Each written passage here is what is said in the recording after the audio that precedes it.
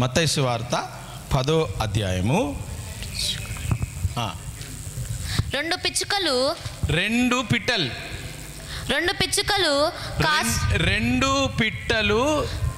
కాసుకు అమ్మబడును కదా. కాసు అంటే పైసలు, నయా పైసా. ఆ కాలంలో కాసు అని చెప్తుండే. మనం పాత వాళ్ళు తెలుసు కాసు అంటే. ఒక కాసు ఇస్తే ఇస్తారా అని పాత వాళ్ళు మీకు తెలియదు కానీ, ఒక్క పైసాకి 2 పిచ్చుకలు ఒక్క పైసాకి అమ్మబడును కదా, అమ్ముతారు కదా. అయినను మీ తండ్రి యేసు ప్రభు సెలవు లేక ఆయన పర్మిషన్ లేక వాటిలో రెండిట్లో ఒక్క పైసకు కొన్న 2 పిచ్చుకలు ఒక్కటి కూడా నేలన పడదు, చచ్చిపోయి నేలకు పడదంట. చూస్తురా, పిచ్చుకలు మనం చూస్తూ ఉంటాం పొద్దుగాల పూట కీచ్ కీచ్ అని. అవి మనల్ని లేపుతాయి. పొద్దుగాల 5:30కి స్టార్ట్ చేసాయి కీచ్ కీచ్ కీచ్ కీచ్ అని.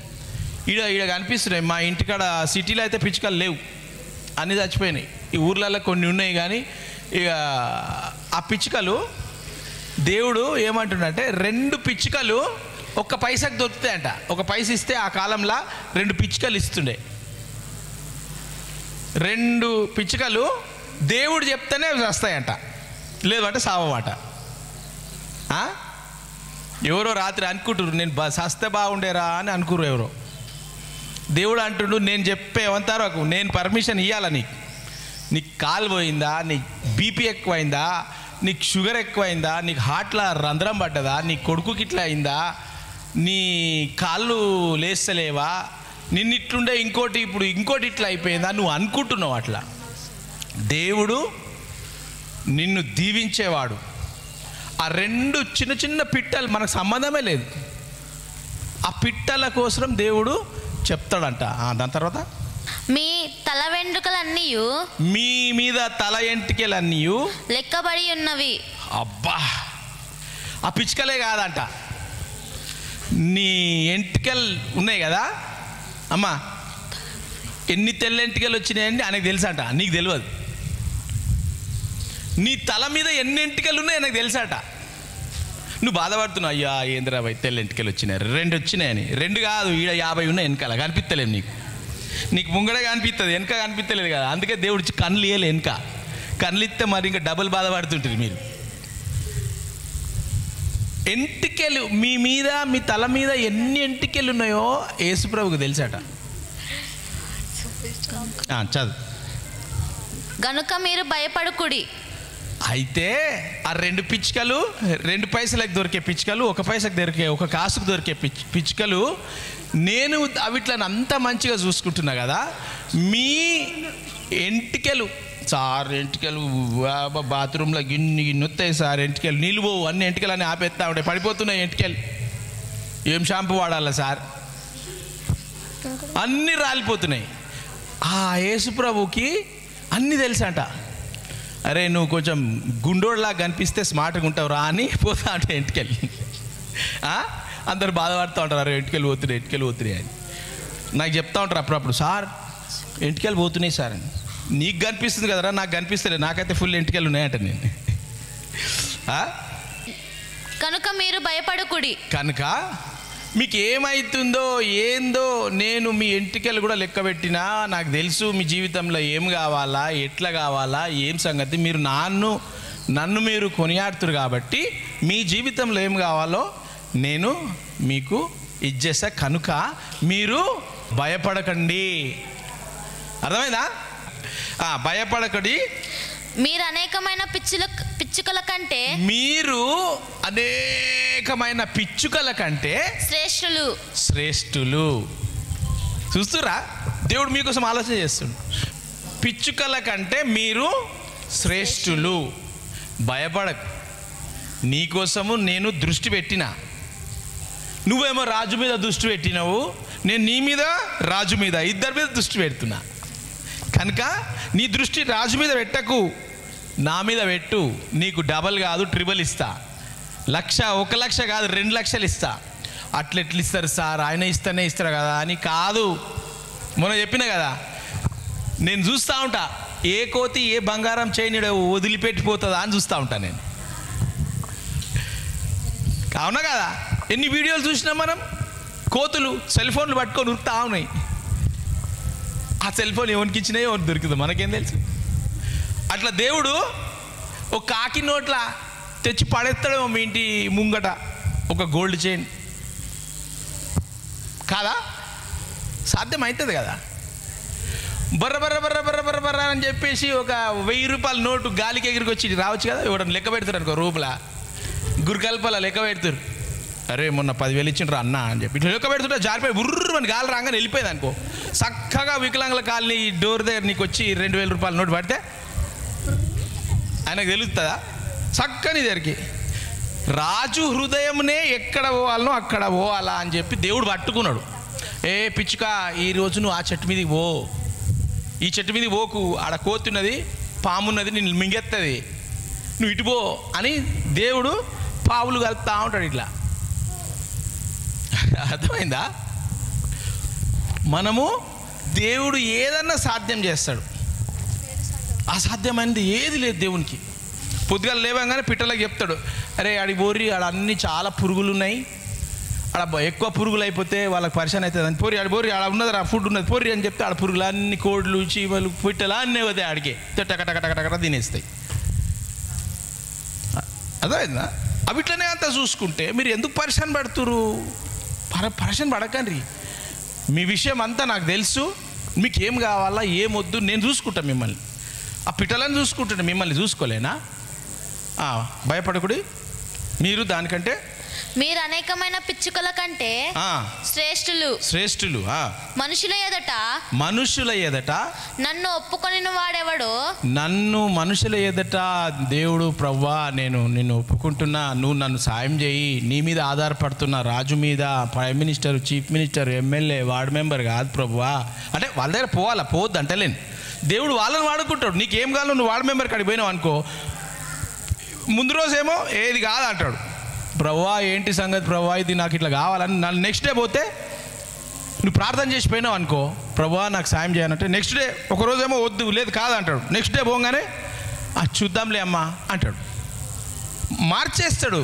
నువ్వు ఆయన మీద ఆధారపడి పోయినావంటే ఆయన హృదయాన్ని, నీ ప్రార్థన చూసి అమ్మ ఈమె నా మీద ఆధారపడుతుంది, వార్డు మెంబరు ఎమ్మెల్యే మీద ఆధారపడతలేదు, నాకు వచ్చి మొరబెట్టుకున్నది, ఇప్పుడు ఆ ఎమ్మెల్యే ఆ వార్డు మెంబర్ హృదయం నేను తిప్తా అని చూద్దాంలే అమ్మా అని అంటాడు. మళ్ళీ 2 రోజుల తర్వాత పోగానే నువ్వు ప్రార్థన చేస్తుంటావు, దేవా నాకు సాయం చేయదేమి, అరే అమ్మ ఇవాళ సాయంత్రం రెడీగా ఉన్నావా, నడు పోదాం, నడు నీకు ఇప్పిస్తారా అంటాడు. 3వసారి పోతే దేవుడు అట్లా మార్చేస్తాడు. పరలోకమందున్న నా తండ్రి ఎదుట నేనును వానిని ఒప్పుకొందును. అది ఎప్పుడైతే మనము దేవుణ్ణి ఒప్పుకుంటామో దేవుడు మనల్ని ఒప్పుకుంటాడంట, చూస్తాడంట దేవుడు మనల్ని. ఓకేనా? పొద్దుగాల లేచి పిట్టలను చూడండి, అరే దేవుడు పిట్టలను మంచిగా చేస్తున్నాడు రా, నన్ను చూడడా దేవా, నువ్వు పిట్టలను చూస్తున్నావు, నాకు ఈరోజు ఈ బాధ ఉన్నది, ఈ పరిశాన్ ఉన్నది, నాకు సాయం చేయి అని చెప్పి నువ్వు ప్రతిరోజు అడుగు. ఐజయా 40:31. యెహోవా కొరకు, యేసు ప్రభు కొరకు ఎదురు చూచువారు, ఎవరైతే ఎదురు చూసుకుంటా ఉంటారో వారు నూతన బలము పొందురు. వారు నూతన బలం పొందుకుంటారట. నువ్వు ఆధారపడి ఉన్నప్పుడు ఎంతో శాంతి, సమాధానము, ధైర్యము, బలం, శరీరంలో కూడా బలం పొందుకుంటామట నువ్వు ఆయన మీద ఆధారపడితే. వారు పక్షి రాజు వలె, వాళ్ళు పక్షి రాజు అంట. పక్షులలో రాజు ఎవరు? గద్ద. గద్ద ఒక్కటే గద్ద అన్ని పక్షుల కంటే మీద ఎగురుతుంది. అది వేరే పక్షులు పోలేదు అంత మీదికి, ఎందుకంటే ఎంత మీదికి పోతూ ఉంటామో అంత గాలి తక్కువ ఉంటుంది మీద. అందుకు వేరే పక్షులకు గాలి అందదు కాబట్టి అవి అంత మీదికి పోవు, అవి ఎగురుతాయి కానీ పోవు. పక్షిని రాజుగా చేసి, రాజు ఎక్కడ పోవాలనో అక్కడ పోవచ్చు, ఎక్కడ ప్రపంచం అంతా మనదే అని చెప్పి ఆ పక్షిని, రాజు గద్దను అట్లా చేస్తే మీదికి పోయి అది ఇట్లా చూస్తుంది, కింద కనిపిస్తుంది చిన్న కోడిపిల్ల అంతా మీదికెళ్ళి కనిపిస్తుంది. ఇక్కడ నుంచి మనకు ఏనుగు బర్రె కనిపించేది, అరే ఏం కనిపించలేదు రాలేదు, ఏదో ఉంది రూమ్ ఉన్నది కర్ర పెయింట్ వేసిరు అనుకుంటారు. కర్ర పెయింట్ కాదు, అది బర్రె, అది నములుతా ఉన్నది. కానీ గద్ద ఒక 3-4 వేల అడుగులు మీదికి పోయి కింద చిన్న కోడిపిల్ల అక్కడికి వెళ్ళి కనిపిస్తుంది. దానికి ఒక్కటే డైవ్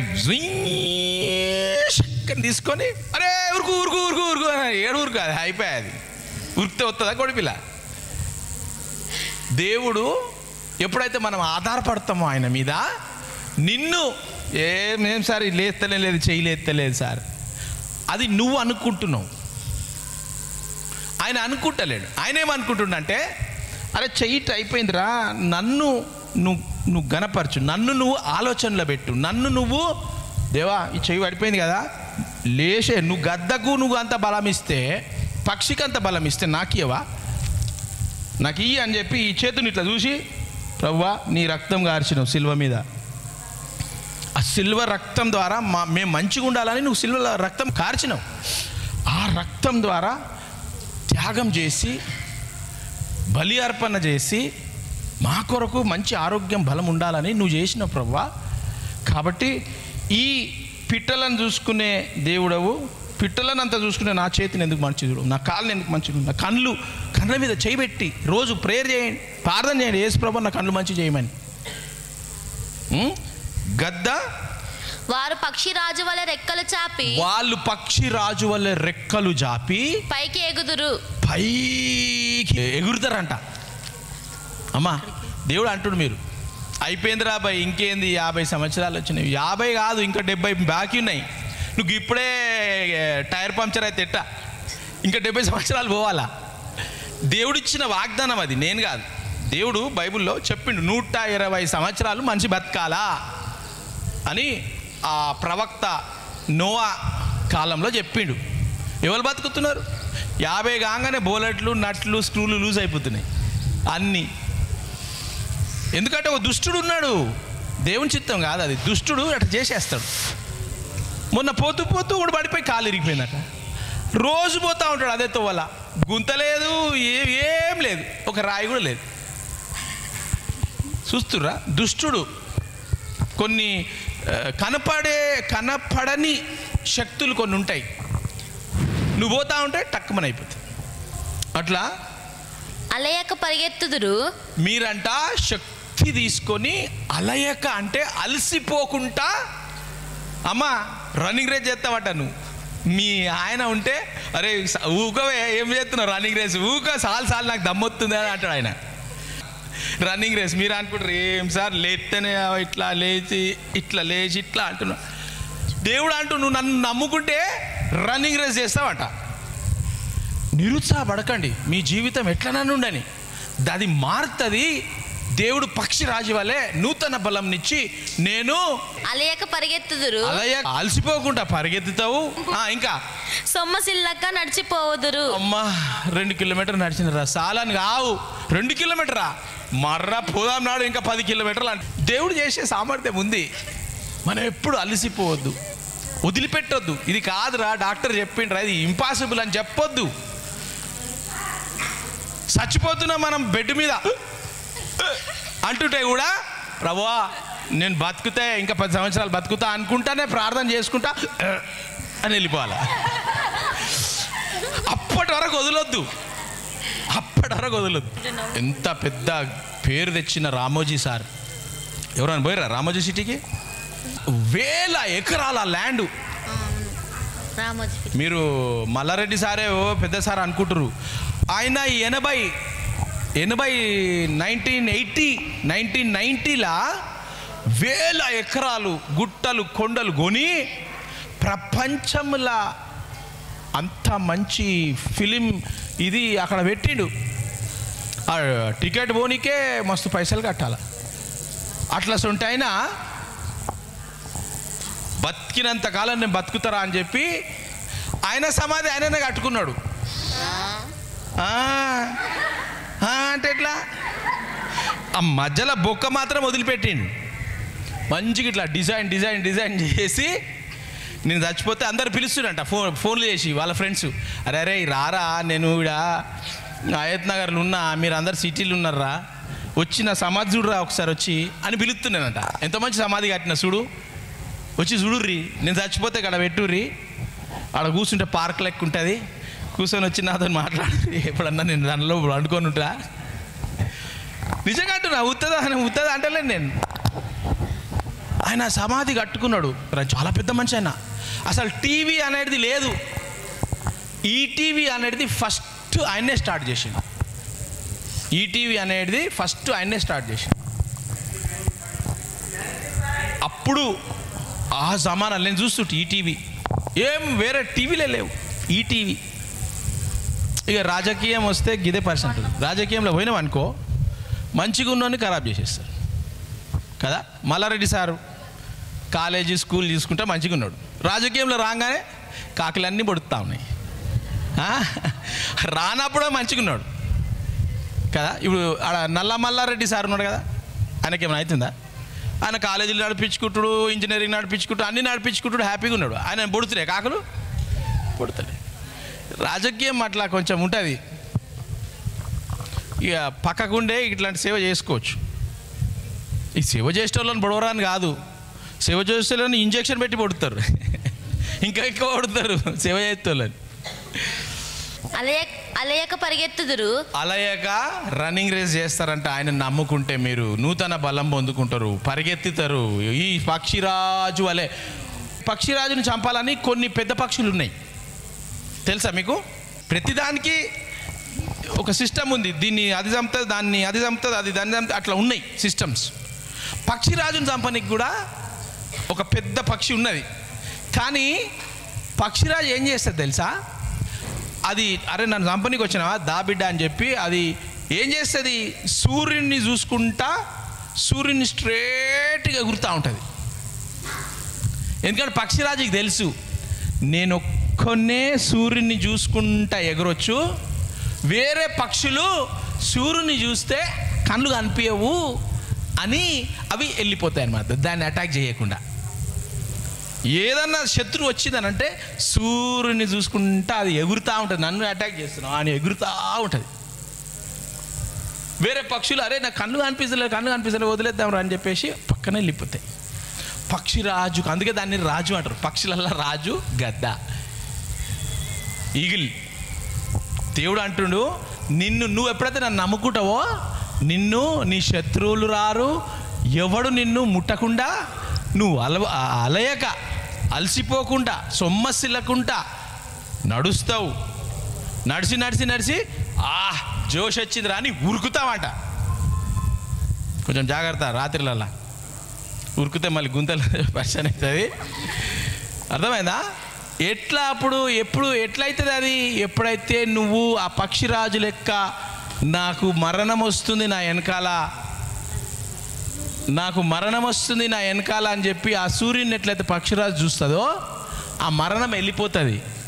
అట్లా నువ్వు ఆ దేవుడు హృదయాలను, రాజు హృదయాలను ఎక్కడ తిప్పాలనో తిప్పే టైన మీద నువ్వు యేసు ప్రభు మీద దృష్టి పెడితే నీ మరణం, నీ శరీరం, నీ చెయ్యి, నీ కాళ్ళు, నీ పేగులు, నీ గడ్డలు, నీ ఎయిడ్స్, నీ బీపీ, నీ షుగరు, నీ కొలెస్ట్రాలు, నీ వెన్నెముక్క, నీ బ్రెయిన్ క్లాటు, ప్రతిదీ కూడా ఆ శత్రువు నీ జీవితంలో పెట్టింది.